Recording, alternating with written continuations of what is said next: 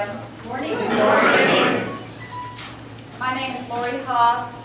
I'd like to welcome you today to the Roundtable discussion with this esteemed panel. I'm happy to be here today with Hillary for America and Congresswoman Gabrielle Gifford and her organization, Americans for Responsible Solutions, PAC.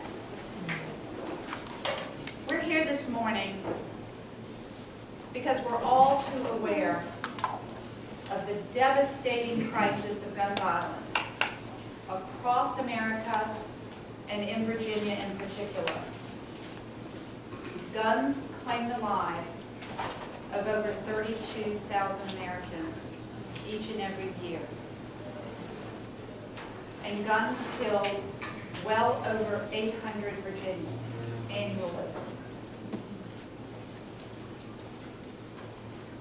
Despite the incidence of similar amounts of violence in other countries, Americans are 20 times more likely to be murdered with a gun than persons in other countries.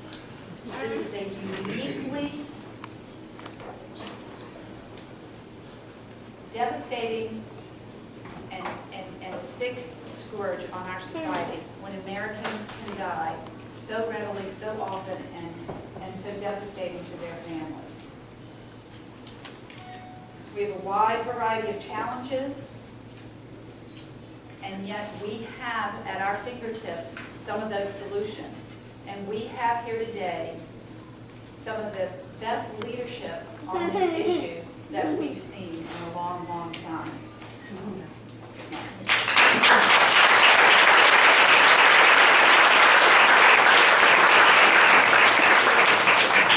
It's a big problem and it demands responsible solutions. Gabby Gifford is leading the way, and we are so happy that Hillary Clinton and Tim Kaine have made this a principal front seat issue for their campaigns also. I've worked with Governor Kaine. As some of you may know, my daughter Emily was shot and injured at Virginia Tech in April of 2007. Emily survived that shooting. My family knows what gun violence is like. My husband's grandfather was murdered with a gun in a robbery attempt. I have a brother-in-law who was robbed at gunpoint. I've been the victim of a crime at gunpoint. And my daughter was shot and injured. This is a scourge that no family should suffer through. I'm very proud of my daughter. She's doing well. She graduated from Virginia Tech. She's a high school French teacher, and I'm a proud grandmother of a 15-month-old daughter.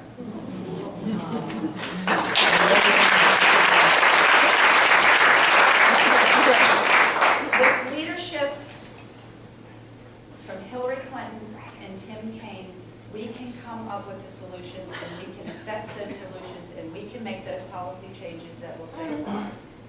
I'm just so honored to have this distinguished group of women with me this morning. I'm humbled. I'm just really, really tickled to death to be here and to sit with these women and enjoy this conversation.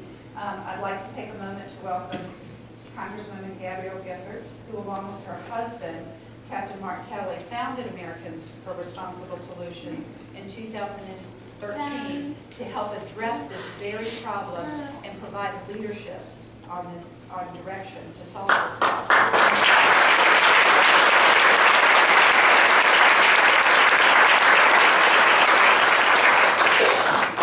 Congresswoman Gifford is joined by her longtime colleague and friend and advisor, Pia Carazone.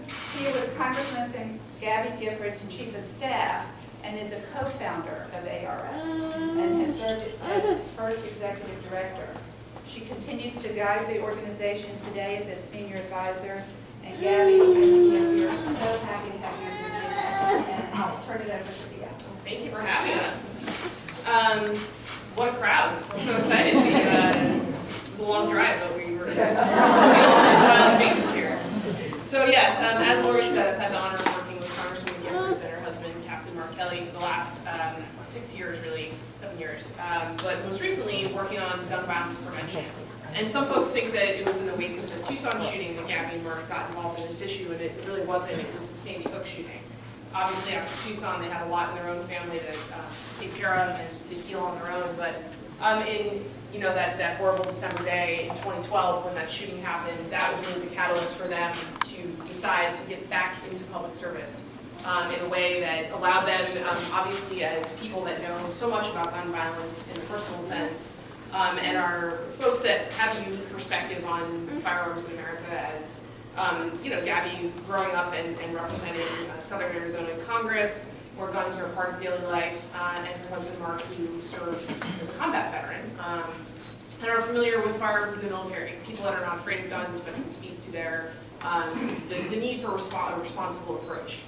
So, as Lori said, we have a very serious issue in this country. 33,000 people die of gun violence every year.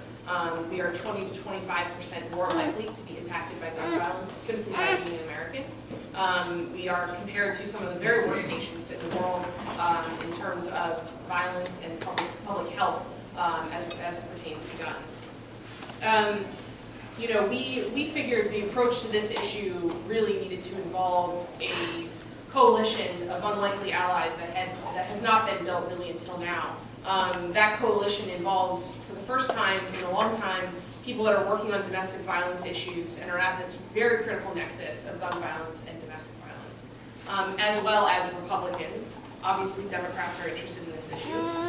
Gun owners, business leaders, veterans, and all sorts of people from around the country that have raised their hand and said that they want to be involved in this work.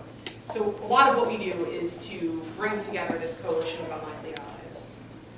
Americans for Responsible Solutions, since its founding, has grown into an organization of over 1 million members. We've been involved in a number of state legislative successes, which I'll tell you briefly about, because I know sometimes it can be a hard job every day to wake up and think and work on gun violence prevention.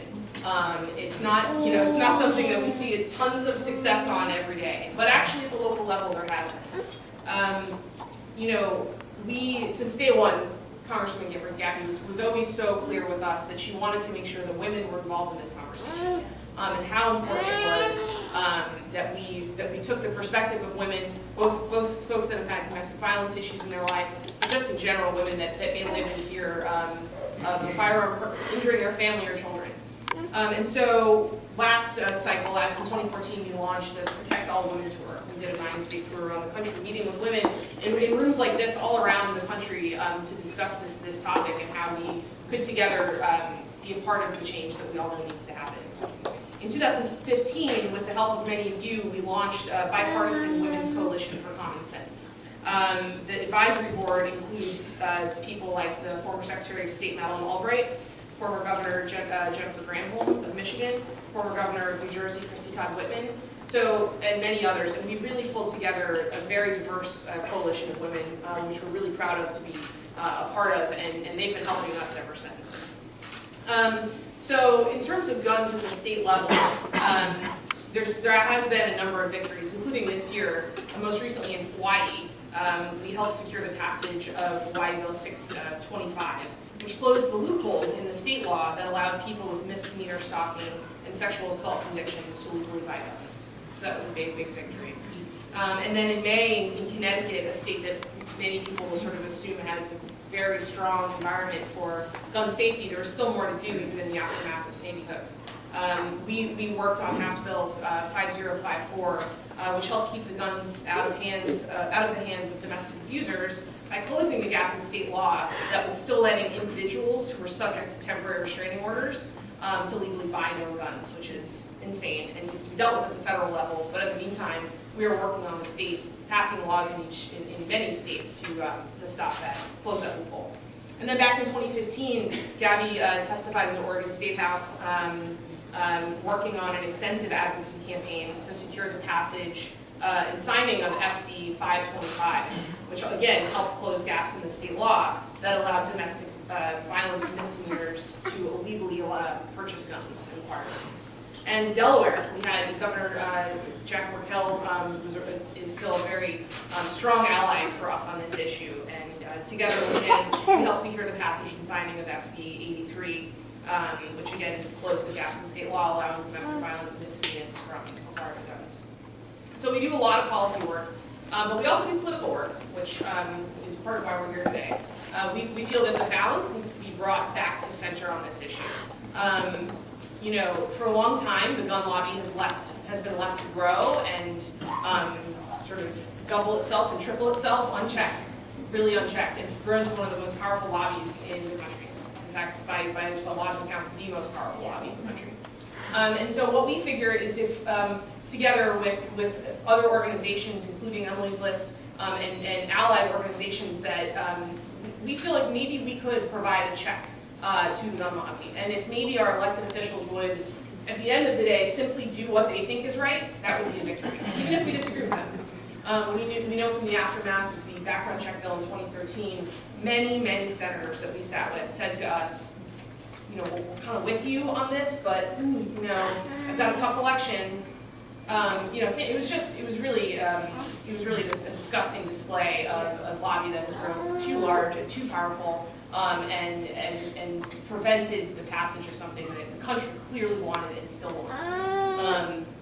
You probably know the issue, you're wearing these yellow stickers, background checks. This is not a contentious issue in anywhere but Washington, D.C.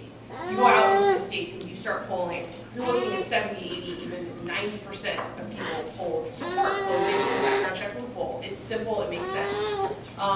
Or adjusting our public policy so that folks that are suspected terrorists who aren't able to board our airports are also not able to buy guns. You know, these are not controversial issues. I'm not talking about, there are some aspects of this policy debate that can be more controversial, but these aren't. So, except for in the halls of Congress, and that's what we want to change. And ARS PAC, along with Gabby Mark, has been very proud to support Hillary Clinton in her run for the presidency. You know, as recently as last night, we saw guns play a critical role in our nation's debate. The convention as well, obviously, to see this issue sort of finally take center stage in a way that it really deserves. And last night, what did we see the debate open with? Guns and women, right within the first 10 minutes, back to back. So for us, you know, it's really sort of rewarding because, you know, even in our own political party, we've often seen this be an issue that candidates and consultants and everybody involved in it have been sort of shy to talk about. But there really is a way to take it from Gabby, coming from a very difficult, Republican majority district. And there is a way to do this right, and it just takes the courage to address it.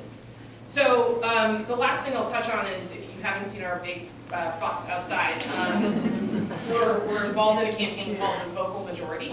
And the idea here is simple, which is that we know we are the majority, but we have not been vocal enough. On the other side of that, the minority who want to stop progress on reducing gun violence have been very vocal.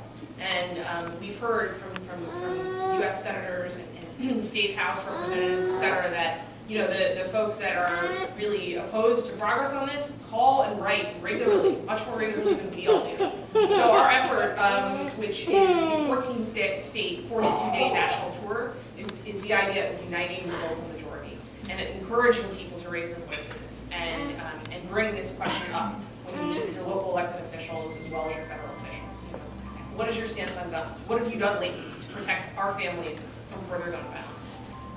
So please stop by the bus if you haven't already. But that's the goal of the tour, and we're really excited that this entire political debate, which has been largely horrible, obviously, this last couple months, really, I mean, I think we're all excited for it to end in one way or another, one particular way, one critical way, and we're hoping it ends. But in that, you should know that there's a little bit of silver lining in that the issue of gun violence prevention has rightly arrived at a center stage, with our Democratic nominee talking about it regularly, and with Americans asking questions. So thank you for being here today. I have the distinct pleasure and honor of introducing Congressman Gifford, who's going to give a short speech to you. It's an understatement to say how hard she's worked to be here today. So I appreciate you giving her a warm welcome.